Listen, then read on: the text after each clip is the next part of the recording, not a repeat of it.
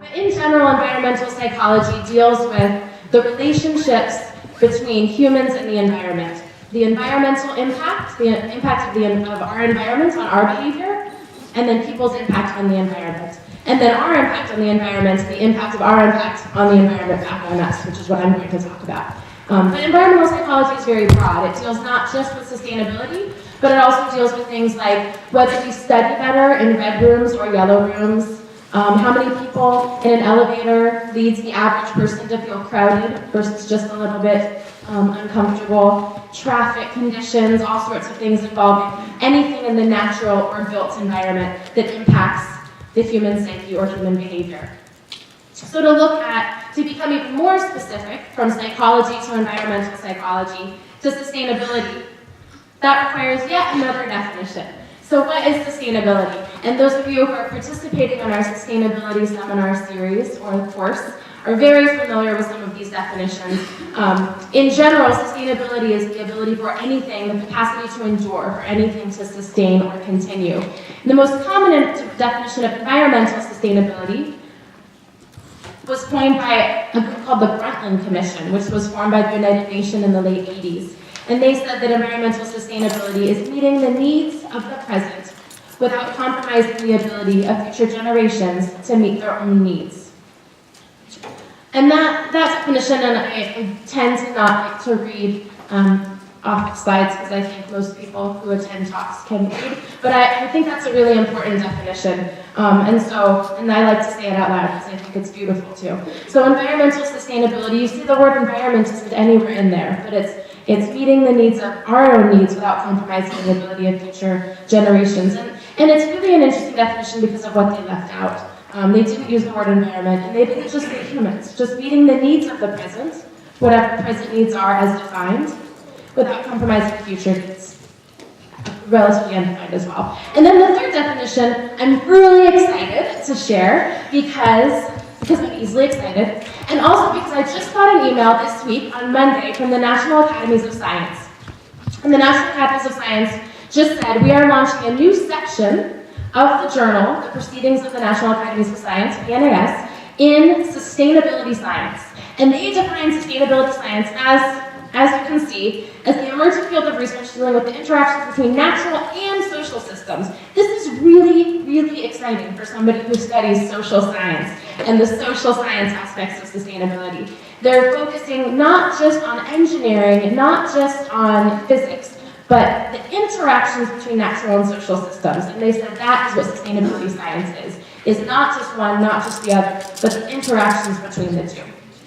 So hopefully I've made my point fairly clear, which is that psychology and sustainability does make sense as a term. These are not mutually exclusive, and it is a field worthy of study.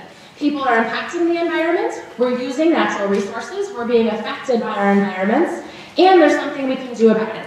And psychology as the study of humans, human behavior, human minds, is in a perfect place to do this. So that's what I'm going to talk about today. And I'm not the only person who thought this. The American Psychological Association a few years ago convened a task force to study the interface between psychology and global climate change. And I'm going to use that task force report as kind of an outline for my talk today, and I'm going to highlight, it's very long. Anyone who's interested in this field should definitely read it. It's really interesting, and it talks about how the past century or so of psychology can be applied and is being applied to study global climate change. But I'm going to use the outline from their report and highlight some of what I think are kind of the most interesting and most promising and most fun to talk about research areas in this field. So they published this report, Psychology and Global Climate Change, and they identified 6 key areas in the study that psychology can contribute to the study of global climate change. And they phrase them in the form of questions. How do people understand? What is the public's general understanding of climate change? What are the behavioral contributions to climate change and the psychological and contextual drivers of these changes? What are the psychosocial, psychological, and social impacts of climate change on human populations? How are people adapting and coping with the perceived threat of climate change? What are the psychological barriers to action to prevent or mitigate climate change? And how can psychology contribute to intervening to change behavior? So I'm going to start with the first. What is people's understanding of climate change? How do the general public understand climate change? And one of, I think, the most interesting theories is kind of an evolutionary theory, and it's called the theory of the risk thermostat. And the theory of the risk thermostat says that there are certain conditions under which we respond most clearly and most immediately to threat. So threat response is highest when the following criteria are met. And I like to think, and looking at the first one, simple causality, I like to use analogies, I like examples. So when I think of threat response, and when threat response is highest, and I looked over this list and I thought, what's a good example, kind of a physical example that I can use? And I'm not sure how many of you will relate to this, but there was a show called The Brady Bunch. Did anybody ever see The Brady Bunch? And there's this classic scene in The Brady Bunch where one of the Brady boys, there's a mother, she's a lovely lady, she had 3 girls, this guy with 3 boys, and they all came together and formed a family in the Brady Bunch. And there was this key scene in the Brady Bunch when one of the brothers, they were playing football, and they threw this football at the oldest sister, Marcia. And the football came straight at her, and it hit her in the face, and she goes, "Ow, my nose!" And then she got a big nose, she got a bloody nose, and it was huge, nobody wanted to ask her out. It was very sad for Marcia, it's a good episode, you should look it up on YouTube. And that's a great example of when threat response is highest. So the cause was really simple. There was this giant football, and it was careening towards Marcia's nose. It was a really simple cause. So there was this threat, and the threat was a football in the air at great speed. Simple causality, easy to identify. There was probably some historical precedent. I don't think that Marcia had ever been hit in the nose with a football before, but there was some sort of historical precedent. We've all seen sports. We know that balls can fly at people's faces and hit them. We're all familiar with footballs, and we have some sort of idea of what a football hitting you in the face might feel like. It's visible. It's very obvious. You can see the football coming at your face when it's coming at you. And it's pretty obvious that it is heading in your direction or not heading in your direction. Sometimes you might not know if it's an inch or two in either direction, but if somebody throws something at you, you can see it generally coming if you're looking up. There are immediate consequences. If anyone has ever been hit in the face with a ball, you know that it hurts. Immediately it hurts. And for the next few days, it will probably continue to hurt. In addition, it's caused by another. There is something that threw that football at Marcia. It was one of her brothers. I think it was Bobby Brady. I could be wrong. But there was an other, a person, something with a face. I think, although it's less likely that a dog or a bear would throw a football at Marcia, at a Brady, or anyone else, but if a bear had thrown a football at us, we might have the similar reaction. If a football just came careening from the sky, that might be a little bit strange. We're not prepped to really deal with threat in that way. And it had a direct impact. When that football hit Marcia in the face, it actually hit her and impacted her. It didn't impact anyone else. And that's kind of how we're trained to respond to threat. But as you can see on the right, climate change is none of those things. The cause is complex. There's tons of things that different people are doing all over the place to contribute to climate change. It's unprecedented. We've really never seen anything like this before. Even looking at these charts, we know that there's been some deviation in global temperatures, but not to the extent that we're being told it's happening now. It's slightly imperceptible. The impacts are unclear. We're not sure. The causes are kind of all of ours, not just one person. And the impacts are not direct, at least not right now for most of us. So there are a few questions. So looking at this risk thermostat, there are a few questions that we might ask ourselves about why we might or might not be perceiving climate change as a serious threat. One is, can I tell that it's happening? So a lot like this frog slowly cooking in a pot, we might not notice changes as they're happening. And even though we can see that we can see on a chart that they're changing, we might not be that concerned. We don't feel these deviations in temperature over a period of years. And we don't think about, this isn't going to ruin my day. This might ruin my day 50 years from now, but not today. We're much more concerned with this weather report. And just so you know, this is the weather. Next Wednesday is supposed to rain. This is Irvine, just so you know. And really, let's be honest, that bothers you a lot more than the slide you just saw. You don't have to admit it, but you kind of felt a little different. Like, oh, rain. Man. And then, we already talked about this, but doesn't have a face. And I know I already talked about this, I just really like this scary picture of a shark. And although I thought it contributed very little content to my presentation, I just want to take it out because I don't know why, he scares me. But it does make a point because that shark we respond to in a really different way, in kind of a visceral or affective way that we don't to these smokestacks on the right. And that's because there are two kind of processing that we engage in our minds. And those are affective and cognitive processing. So the affective domain is kind of that feeling, gut level, immediate fight or flight response, risk thermostat side of us. And we really respond great to threat when it affects us affectively. The cognitive part is the thinking, rational, analytic part of our brain, and it responds to threat, but only after it's been able to chew on it a little bit. Our affect largely is considered a little bit stronger when it comes to how we actually engage in day-to-day and moment-to-moment behavior. So some of those differences we've already talked about. Affect is fast, it's automatic, it's emotional, it comes from experience.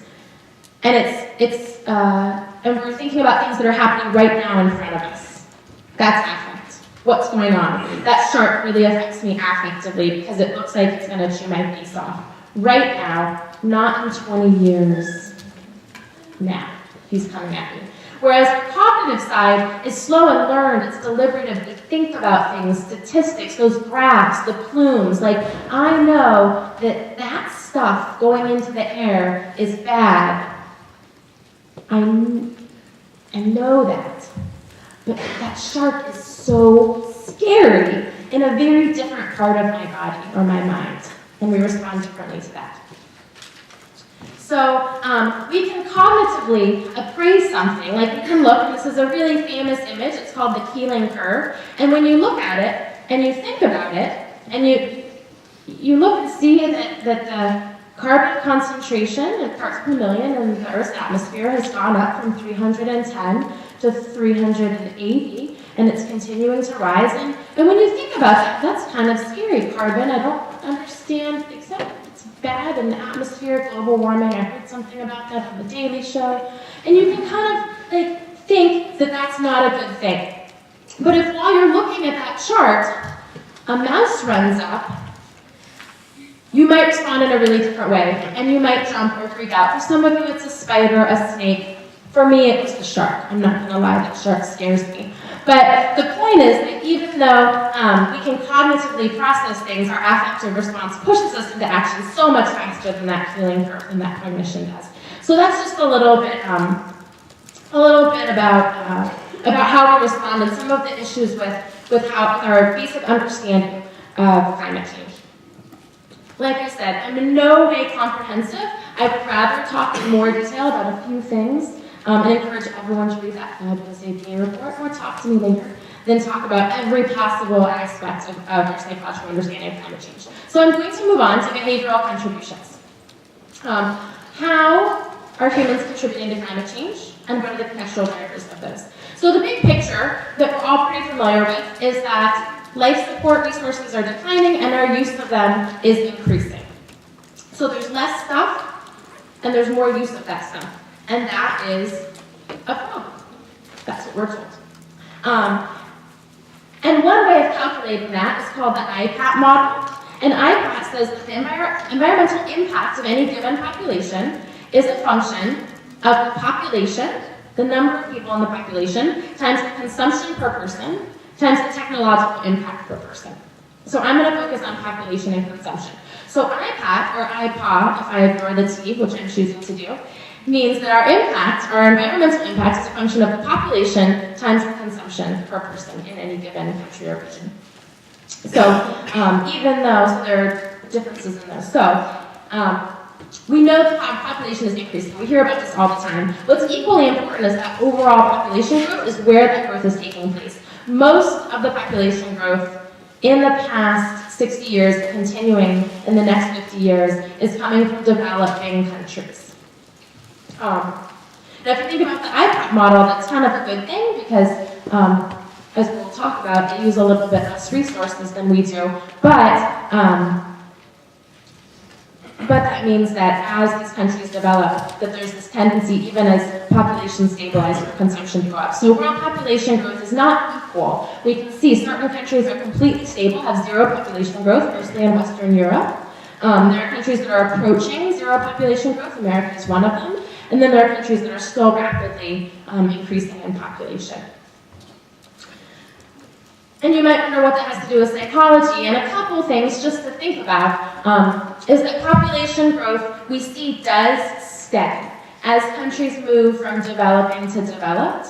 And we see that, that there's high correlations with stemming population growth with decreased infant and child mortality, the availability of contraception, urbanization, and political stability. And so there is a lot of active psychology studying gender roles, reproductive rights, beliefs about population growth, government control, and other issues that might impact population growth. But population growth is only one aspect, because even as we stem population growth, as countries become more developed, their population might decrease or might reach zero population growth, but in general, the amount that's consumed per person is likely to increase at a much greater rate than population growth is likely to decrease. So the overall, if you remember that, population times consumption per person, even if population stems, if consumption per person continues to rise or rises beyond that decrease, then we'll still see a larger overall use of resources in a country. And right now, even though our developed countries are less than 20% of our world's population, we're using almost 80% of the world's resources. So as countries become more politically stable and urbanized, and we said one of the key factors in stemming population growth is urbanization, and urbanization tends to lead to an increase in resource consumption. So those numbers might not look as good, even though we're stemming population growth. So, and the United States is at the top, is at the head of the pack. We use a lot. We use 25% of the world's arable land, even though we're a very small percentage of the population. I think we're about 8% of the population. And if some countries, large and growing countries like China and India, were to approach our ecological footprint in terms of per person consumption, we would be in a lot of trouble. We might already be, I don't know. I haven't read the news lately, I heard we are. But it would be worse. So we need to think about consumption, not just population consumption. What are we consuming? How are we consuming? And what factors are driving consumption, and what are things we can do about it? So a lot of predictors of consumption occur at the contextual level, right? Land use, media, advertising, norms, structures. It's really hard, a lot of people say, it's really hard to go without a car, especially in Southern California, although Professor Matthew does. Some people do. I went 3 months without one. I try and only drive 1 to 2 days a week.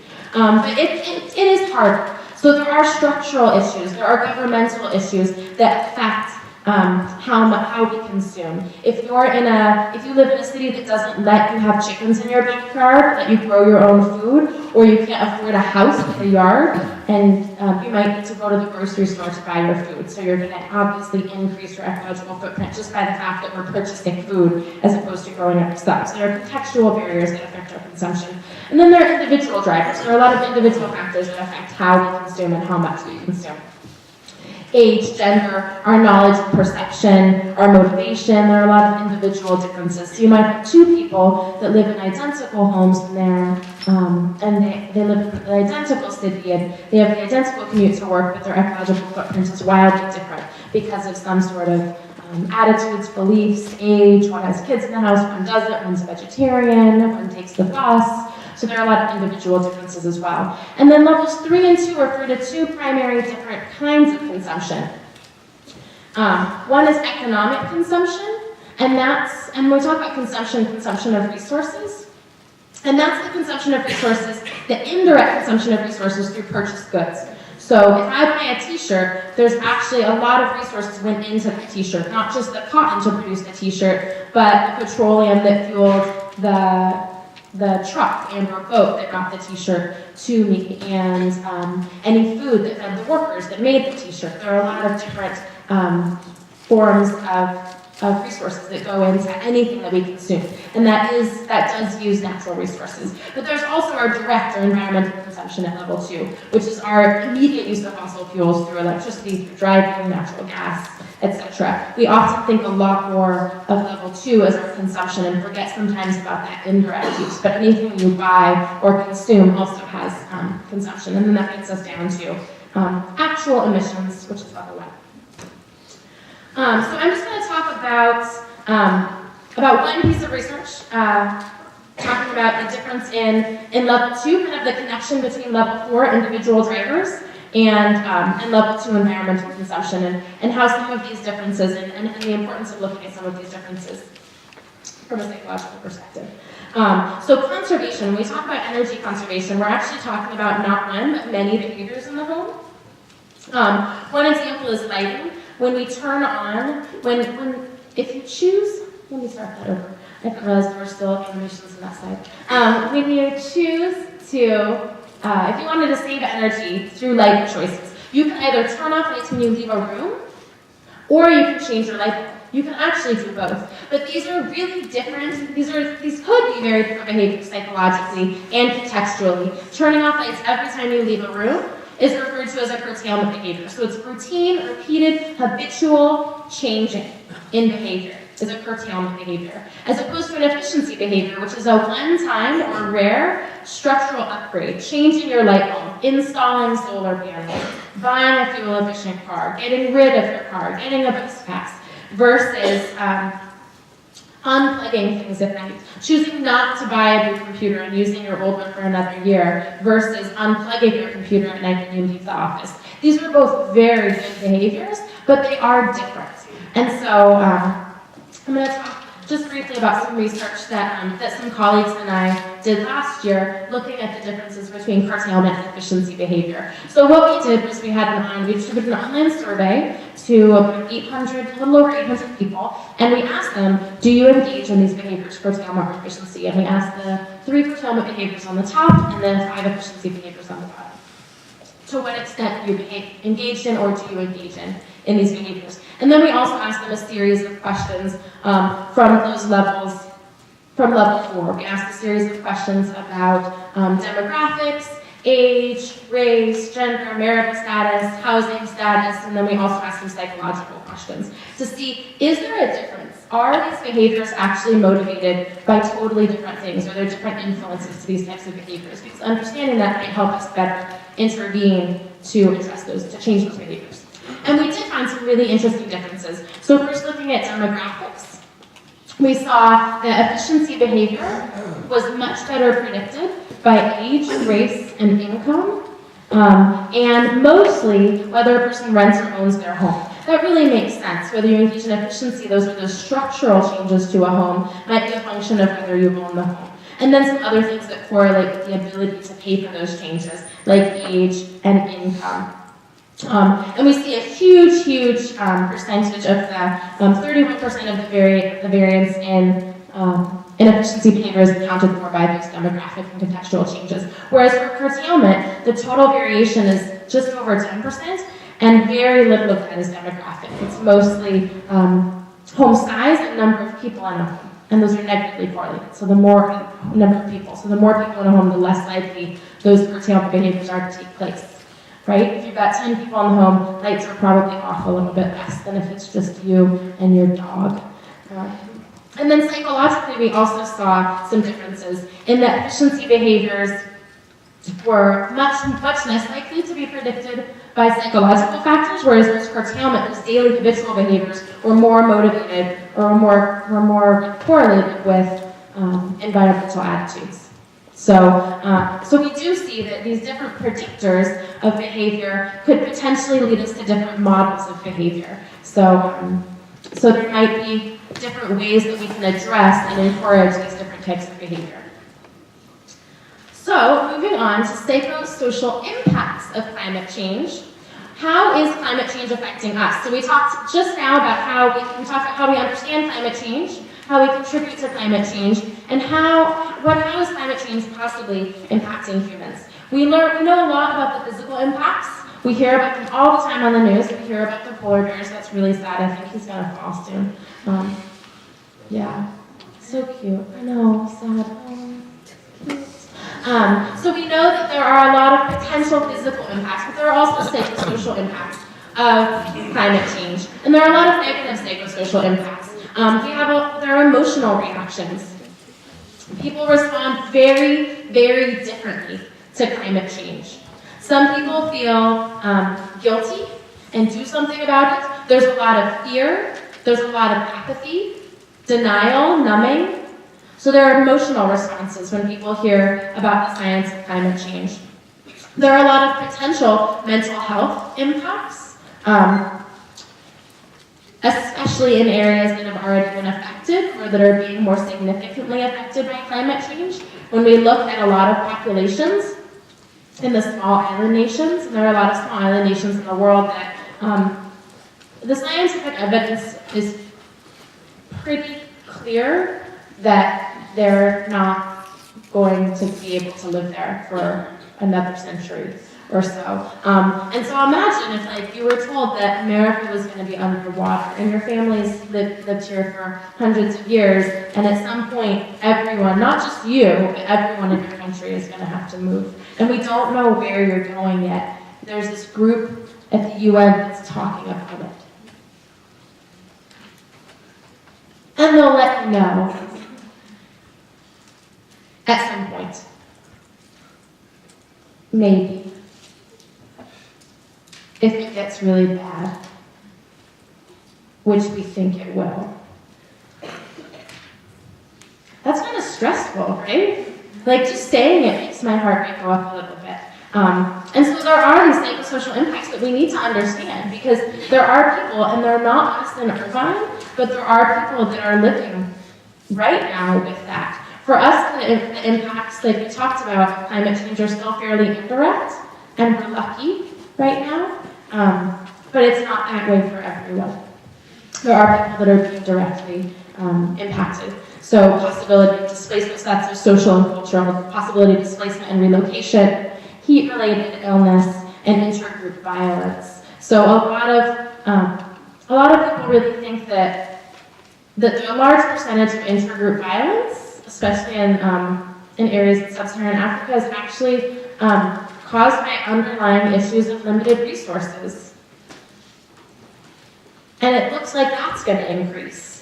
So understanding the psychosocial impacts, understanding how this impacts people, how limited resources and dealing with limited resources, how people can overcome these without violence is really important. So I'm going to go back to those emotional reactions, away from the cultural.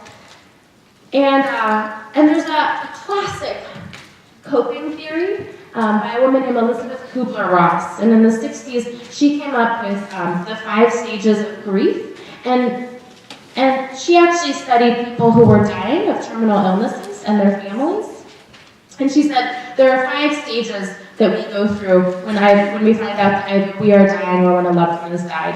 And more recently, that's been applied to climate grief. So a lot of these are kind of recognizable, and so it's possible, and psychologists are still looking at how, if we move through this phase, or how we respond in these ways, how these emotional responses to climate change are taking place. And they all seem kind of familiar, I think. We've probably heard most of these statements on the news or said by somebody around us, or we might have even thought them. I know sometimes I hope that technology will fix these problems. We talk about alternative energies so that we can keep playing PlayStation and watching TV and buying new iPhones when they come out. I think the 5's coming out soon. Somebody told me that. And I want to not want it. I really do. And I tell myself it'll be okay because we're working on more sustainable battery sources. And I don't think wanting a new iPhone is that bad. We all bargain.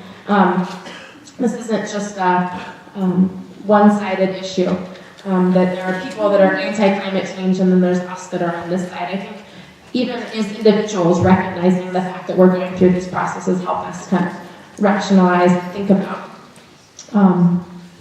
think that's how we're dealing with climate change in our own days, because we all are dealing with it or not dealing with it, but that's dealing with it too.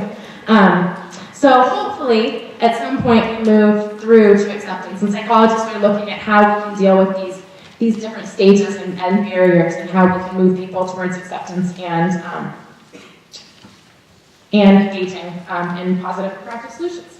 So, and then just one other, I thought, interesting list of like common denial strategies that we can probably all relate to, either in ourselves or in others.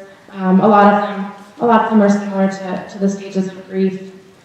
The bystander effect is another really classic psychological theory that's now being applied a lot to climate change. And the bystander effect is that idea that I think someone else will take care of it. I don't really need to if I stand around long enough. And they've done studies in other areas where they've looked at the number of people standing around. If somebody drops like a ton of papers, the more people that are standing around, the less likely any one person is to help pick up those papers. The same thing with a stranded motorist. If you've ever thought to yourself, like you're on like this quiet desert road and your car breaks down, you're like, I wish I was on a 405 because I'd be okay. You're actually more likely to be helped on a stranded desert road than on the 405 in rush hour, because everyone on the 405 in rush hour thinks that someone else is going to help you. And they have better things to do than help you. But if they drive by and they think, no one's going to help that person but me, they're more likely to help you. And it's really easy with climate change to think that there's somebody else that's going to do something about it. And there probably is, but this is a big problem, and so we want to look at ways that we can all contribute. So, but there are also some positive psychosocial impacts to climate change, we think. And that sounds strange. But a lot of us have really become not only accustomed to consumption, but we've grown quite fond of it. And we receive a lot of our psychological needs are being met currently through consuming things. Buying a pretty dress makes me feel pretty. Feeling pretty makes me feel good. Makes me feel loved and desired. And I get self-esteem needs met. And I get intimacy needs met. But it's really just a piece of fabric, right? I don't know if that dress is meeting my esteem needs. We love our televisions, and we love our cars, and so many of our emotional needs are met through buying things and having things and replacing those things with newer things, and then playing with the things, and then putting the things down, and then getting more things, and wanting other things, and looking at someone else's things, and thinking that that thing's better than your thing. But what a lot of psychologists are looking at, and there's a new field called positive psychology that says those things don't really make us all that happy. And ironically, they make us less happy than if we didn't have the things. And I'm not referring to food, water, shelter.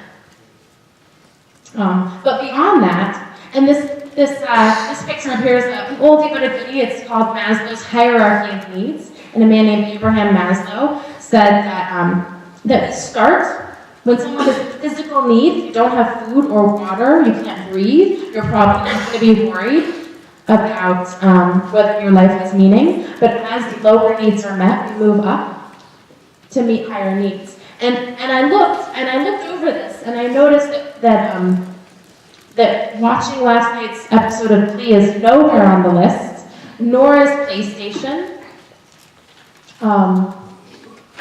makeup, fancy cars, nowhere on the list. What those things do is they replace temporarily some of these actual physiological or psychological needs. So as we learn to cope with life beyond consumption, or a life where we might be forced to or strongly encouraged to consume less, it's theoretically and psychologically possible that we will become happier through an increased sense of well-being by finding the things that really do make us happy, and by developing a sense of collective efficacy that we can work together to solve problems. So there are some positive impacts that we can think about. It's not all doom and gloom, unless you think that life without a PlayStation is doom and gloom, in which case we should start working on alternative fuel sources. So next we're going to talk about adaptation and coping with perceived threat. How do we, we're being impacted, how do we adapt and cope with this threat? What encourages somebody, knowing what we know, to do something about, to respond to threat? So we talked about perceiving a threat, why we might or might not perceive a threat, climate change threat. And the next step is appraising. So I know that something's going on. I watched that Al Gore movie. They mentioned it on the news once or twice. And now the next step to decide whether I'm going to respond or not is to appraise that situation. This is one possible, this is one theory of appraisal. It's called protection motivation theory. And protection motivation theory was first applied to health behavior settings. And the idea is that we appraise both threat, how much of a threat something is, as well as our ability to cope. And whether we perceive something as a high threat and we have an ability to cope, that appraisal will determine whether or not we respond or engage in a response. So if we sense that something is of great threat, and like I said, this was at first applied to health behavior. So for example, if I don't know, if I'm going to the beach and I'm not sure, and we want to know if somebody's going to wear sunscreen to the beach or not, or if they're going to do something about keeping their skin clear from potential dangerous UV rays. It depends on whether they think that there's really a threat of being in the sun. So if I look outside and think it's kind of a cloudy day, I'm probably not going to get burned today, or I'm only going out for half an hour, or really, like, what are the odds that one day at the beach, I really want to get a good chance of going on vacation, one day at the beach really isn't going to give me cancer. Like, that takes 20, 30 years of prolonged exposure. So if I don't really perceive that this is a great threat, I might be less likely to engage in that behavior.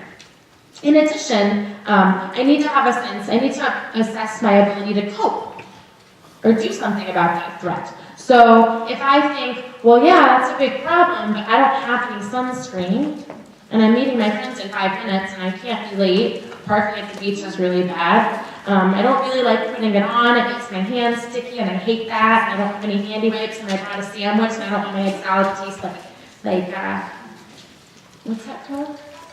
Sunscreen, thank you, like sunscreen, or I don't know how to put it on. I can't get it on my back, and whenever I put it on, I always miss a spot, and then I have this weird little dark spot, and I hate that, it looks funny. So if we don't think that we're going to be able to cope, we're also less likely to engage in that behavior. So really, our ideal situation, if we're looking for people to respond, if we want someone to put on that sunscreen, is for them to have a high threat appraisal and a high coping appraisal, which is, I think it's important for me to put on sunscreen, because if not, I might get cancer and or be wrinkly later in life. And I know how to do it and I'm able to do it. And if I know how to do it, and I sense that there's a reason to do it, then I'm theoretically, rationally likely to put on that sunscreen. If I sense that there's a high threat, but low coping, so I really think that like this is a big problem, but I don't feel like I can do anything about it, the response might not be behavior, it might be anxiety. I'm just going to get really stressed out. I'm going to go to the beach with no sunscreen and be really unpleasant all day and freak out about it and make my friends miserable. Or I might have a high sense of coping, like sure I could put on sunscreen, but why? I don't need to. Like I have natural dark skin tone. I would never say that. I don't. I like sunscreen. But that person might think, sure, I could put on sunscreen, but why? Apathy. And of course, if we don't sense that there's a problem or a threat, and we don't think that there's anything we need to do about it or can do about it, then we're just kind of indifferent to the problem at all. So, in a rational, theoretical, ideal world, this would be how we make decisions. In addition, the decisions that we make can be either individual or collective. So there are individual responses, putting solar panels on one's own home, or collective action, I can join with other people. These are not mutually exclusive, we can do both. And then, of course, preparedness and response. So putting on that sunscreen before versus dealing with going to the doctor and maybe getting a mole removed later. or when it comes to natural disasters, of course, there's preparation kits versus dealing with the responses. But, so then we're going to look at psychological barriers to action. So we talked about the rational response, how we appraise threat, and are most likely theoretically in a calculating, cognitive way to deal with any sort of threat. But the truth is that we're not always rational. We are often not rational. Rational people maximize utility in all cases. Everything we do, we walk around thinking, what is the benefit of this? What is the cost of this? What is the benefit of this? What is the cost of this? And we make our decisions based on that calculating of benefits and costs of all of our actions. And the truth is that we don't really do that. We have a lot of little shortcuts that help us make decisions. Because if we had to think about every single decision, it might be hard sometimes to even get out of bed certain days. We really don't make these decisions. We make decisions not as individuals. Often decisions are made socially by groups, contextually, they're made for us. We don't always have all of the correct information to make a decision. We often have habits or emotions involved in our decision-making processes. So there are a lot of things that go on. We're not really, oh really? I didn't realize what street's at. So we're not always rational, and a lot of our irrationality, however, we're not completely irrational. There's a man named Daniel Ariely who wrote a book recently called Predictably Irrational, and he's in a field called behavioral economics, which is basically economists using psychological theory to study decision making. And he wrote a book called Predictably Irrational, and he said, we're not always rational, but we are predictable in certain ways. And this field is based largely on the works. I could have sworn I had a slide about them. Where did those slides? That makes me so sad. We lost 3 slides. That's okay. They were good ones too. So this field of behavioral economics was based on the work of 2 men named Tversky and Kahneman, and they actually won a Nobel Prize for their work. And they said that there are these things called heuristics, and heuristics are like rules of thumb. That there are these behavioral kind of shortcuts that we go through when we're making decisions. And I'm just going to talk about a couple of those shortcuts. Examples of what possible barriers are to this rational protection decision-making process. So one of them is called anchoring. And this is actually, this is from the Economist website, at least a couple years ago. This was a study that Daniel Ariely did. And he saw this, and he thought, this is really interesting, that the Economist gives these 3 options for subscriptions. So there's a $59 option, which is just online only, economist.com. You just read online content. There's a print only for $125, where you get print and web for $125. And that's the exact same price as the print subscription, which kind of makes it look like a good deal to a lot of people. But I thought it was really interesting. They made the print subscription and the print and web subscription exactly the same. And one of these heuristics is called anchoring. And that means when we have multiple choices, we have a tendency to prefer comparing the 2 that are most similar. It's also called asymmetrical dominance. So this $59 is really different than these 2 125s, but I can compare these 2 125s pretty similarly. And obviously the print and web is a much better deal. So given these 3 options, and in the first part of Professor Ariely's study, they found that 84% of people chose the print and web subscription. Given these 3 choices, this seemed like the best choice. But then he said, what if there wasn't a print subscription? What if people just could choose between the online only and the print and web for $125? We were just given 2 options. What would 84% of people still make that choice? And what he found was that they didn't make that choice. The numbers changed. 68% chose the online-only subscription, whereas only 32% chose the print and web. And so you look 84 to 32%, that's 52%. That means that if these numbers could predict actual Economist.com subscriptions, The Economist, 50% of people who subscribe to The Economist spend twice as much money as they would otherwise because of the presence of a third anchor, of a third option. So these strange little heuristics, now theoretically, rationally, the presence of this option should not have any effect on whether you want the print subscription or not. If you don't want it, you don't want it, right? I don't want the magazine. It's bad for the environment. But it's free. Look, if I get the print, it's $125, and this is, like, you get both. It's such a good deal. Duh. Like, of course I'm gonna get it. But it might not be what we would otherwise choose. Another example, another common heuristic, or two common heuristics are loss aversion and the endowment effect. And these are really interesting. They're kind of two sides of the same spectrum. Things that we have, the endowment effect says, once I have something, I endow it with much more value. So we value something we have much more than something we don't have. And if I don't own it yet, then getting it is less important because it's a gain. So we value losses much greater than gains. And we value things that we already have as being much more valuable than things that we don't have. That might not make sense, so here's an example. This was another study. Students were given university mugs, and they gave them these cute little Cornell mugs, and they said, how much would you be willing to sell this mug for? How much do you think this is worth? Would you like to sell this mug for? And then the other students were asked, how much would you be willing to pay for one of these mugs? So what is the valuation of this mug to you? What is this mug worth? How much would you sell it for? How much would? And they were just half the people were given the mug, half the people weren't.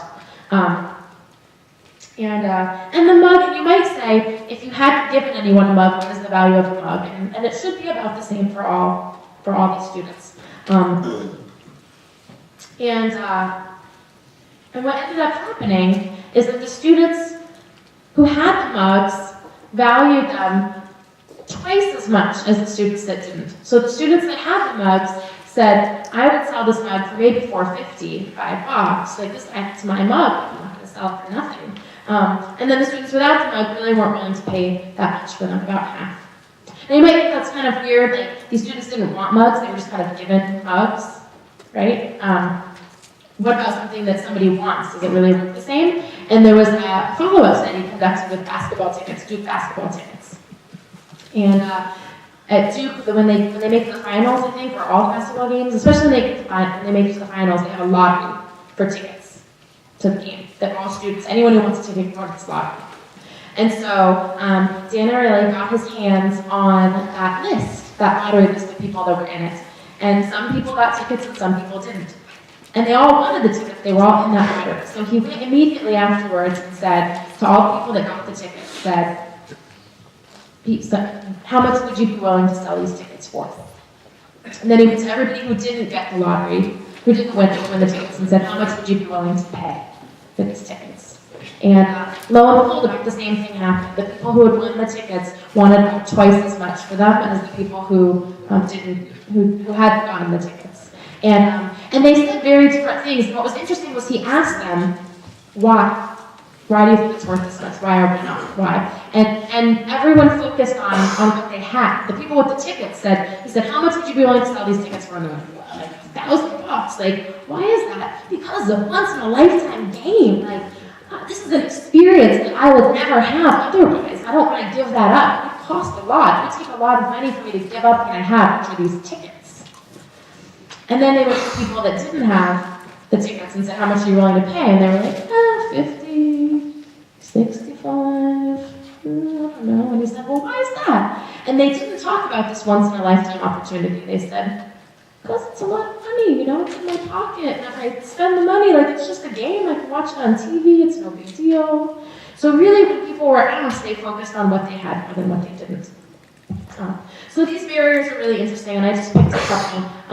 There are a lot more, and they all clearly have implications for climate change, which we'll talk about, which is intervening. So understanding, so now that we know a little bit about how we understand climate change, how our behavior contributes to climate change, some of the different contextual and psychological drivers of those behaviors, the impacts of climate change on us, and then some of the rational and or irrational ways that our behavior is affected. What are things we can do? And there's a few strategies that we can look at that have great potential for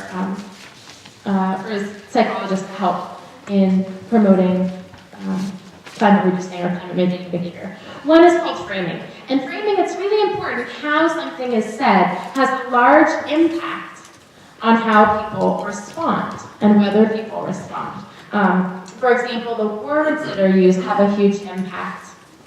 There was a really interesting study where they found that people were twice as likely to be willing to pay a carbon offset for a future flight than a carbon tax. 65% of people were willing to pay a carbon offset for a future flight, and I think it was 32% or 33% were willing to pay a carbon tax, which is really interesting, especially because carbon offsets and carbon taxes are exactly the same thing. There is no difference between a carbon tax and a carbon offset, other than the fact that one has the word tax in it. We don't like that word. It's bad, horrible word, tax. Have you done any taxes yet? I haven't. They're due soon. April, tax day. Tax. Offset. Offset's a little bit less unpleasant. We like offset. I'll offset I am using this, so I'm going to offset my use of fossil fuels through this tax. No tax. That's confusing. Pick one. I say offset. So other ways we can frame. Make something tangible. So this is a great, I think, example of a well-framed message. Give examples, make it tangible, use high-impact words. So every year Europe throws out 400,000 tons of recyclable paper. I don't know what 400,000 tons of recyclable paper looks like. Oh, I do now. That's enough to fill the Empire State Building. And this is an ad in New York, right? So people in New York have some sort of understanding of how big the Empire State Building is. It's really big. If you don't, that's what it would look like if it was made of and or filled with paper. And so making it tangible, giving this example, this visceral example that you can look at and relate to. Enough paper to fill the Empire State Building. And it's kind of framed in terms of losses rather than gains. It's your city, it's your earth. Protect what you have, as opposed to prevent this bad thing from happening. So framing, and there's a lot of opportunities for framing. There are other examples of framing as well. Framing in terms of, we talked about temporal discounting, framing in terms of immediate impacts as opposed to future impacts. This can have an impact today or tomorrow as opposed to in 20 years. Framing in terms of individual versus collective impacts. So there are lots of framing possibilities. Defaults are another great example of how we can use psychological insights. And one of these heuristics that we didn't talk about is called status quo bias. We tend to go through life without, kind of in the middle of the road. We don't like to make a lot of changes, and the path of least resistance, for the most part, is the path that the vast majority of people will take in any given situation. So how governments set that path will have a large impact on how people behave. For example, these are actual organ donation rates of what is that, 11? A dozen? 1, 2, 3, 4, 5, 6. 1, 2, 3, 4, 5, 6, 7. 11 countries in Western Europe. And these are their actual organ donation rates in, I want to say, it was published in 2003, I think 2001 release. And it's interesting to see that, for example, Germany and Austria are close neighbors, culturally possibly similar, but Germany's organ donation rate is 12%, whereas Austria's is 100%. Now, there could be a lot of individual variables that affect that. Maybe Germans are bad people and Austrians are really nice. It's one hypothesis. But it could also be that the status quo, middle of the road, path of least resistance for organ donation is different in Germany than it is in Austria. And that's in fact the case with these countries. The difference between these countries is that in the countries on the right, The default option, if you are born, go through life, and then die, and you never mail anything into the government, we're going to take your organs. That's the default. If you don't want us to have your organs, that's totally cool. Just fill out this little thing and send it into the government, and we will leave your organs alone, and you can do whatever, or you'll be dead, but your loved ones can do whatever they want with them.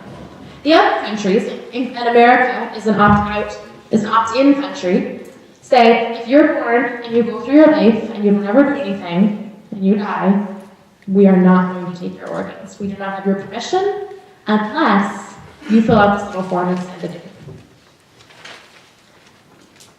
in. In both cases, it is totally up to you whether you donate your organs or not. It's not mandated in either circumstance. But participation rates are significantly different, just based on what the default, what that path of least resistance is. Social norms. This is a hot area in psychology right now. This seems like it would be a really great advertisement. It says, did you know that cigarette butts are the most commonly littered item? Don't trash California. Everybody's throwing cigarette butts on the ground, and it's awful. Don't do that. What's interesting is that there are two messages being given to you here. One is that it's kind of gross. It's a gross picture. Like, don't trash California, cigarette butts are gross. But the other message that you're getting is everybody else does it. Everybody does it. Everybody throws cigarettes on the ground. It's normal to throw cigarette butts on the ground. If you smoke. If not, it's just weird. Why have cigarette butts in your pocket? That's creepy. But if you do, everybody throws them on the ground. So you shouldn't. But it would be normal to do so.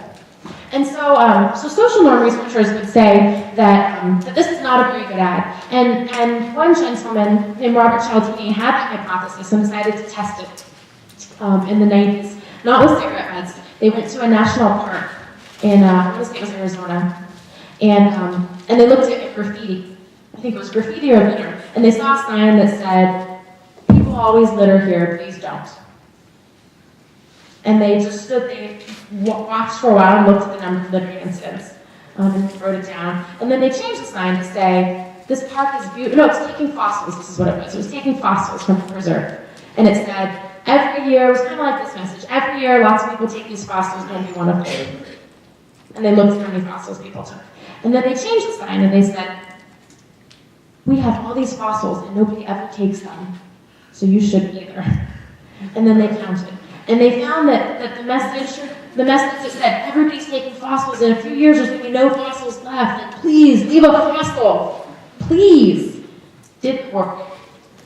But the other message that said there's an abundance of fossils because people just like you don't steal, that was very effective. So this has really changed a lot of the way that we promote pro-environmental behavior, because this used to be very common. And now instead we're seeing more messages like this. Join your neighbors in conserving energy. How do you measure up? How much do your neighbors conserve? Do you conserve as much as them? Nobody throws cigarette butts on the ground. It's gross. You shouldn't either. And we're finding that these messages are a lot more impactful. Lastly, is another I want to throw in. This is another one of the primary areas that I work is on feedback and energy conservation. And this man, Alan Kempton, said in the early 90s, he said, imagine if you went to the grocery store and you just walked down the aisle with your cart and there were no price tags on anything at all. You could just put food in the cart and go home and eat it. And then, at the end of the month, instead of getting this receipt, you got a receipt that said, you consumed 1,527 food units this month, and here is your bill. And you're like, that's expensive, I need to save money. But you have no idea how much things cost. And Alan Kempton said that's exactly what our use of fossil fuels is like. We have no idea how many kilowatts we're using when we use electricity. We have no idea how many tons of carbon went into our t-shirts or our hamburgers. None. So the idea of translating that, giving us information, just like at the grocery store, we get price information about our food, we get nutritional information that's regulated by the government. What about giving people information about the energy emissions? So right now, this is what we get, the bill at the end of the month. And that's only electricity. We don't get that at all for the products we buy, right? We have no idea the number of kilowatt hours or the number of gallons of water that went into the things we purchase. So there is this huge area looking at how we can give information. How can we give you information about the environmental impact of these figures that we give? And if we can compare these in relevant ways, so if we frame, this is kind of combining a few things, if we frame something in a way that people understand, so the average US home uses about 35 kilowatt hours a day of electricity, which is about the same as a double bacon cheeseburger. So if we frame this as the average person uses the equivalent of 35 double bacon cheeseburgers a day, and then we give you information about how much you're using, possibly allow you to compare with others in your neighborhood, then we might really be able to provide properly framed, socially normative feedback, information about our use, and theoretically, things like this will help us make better decisions. So that was just a small sampling of psychology, of some of what I think are the interesting areas in psychology and sustainability. But the point is that there's a lot that we can do and can study, and it's up to all of us to decide what we're going to do with that. So thank you.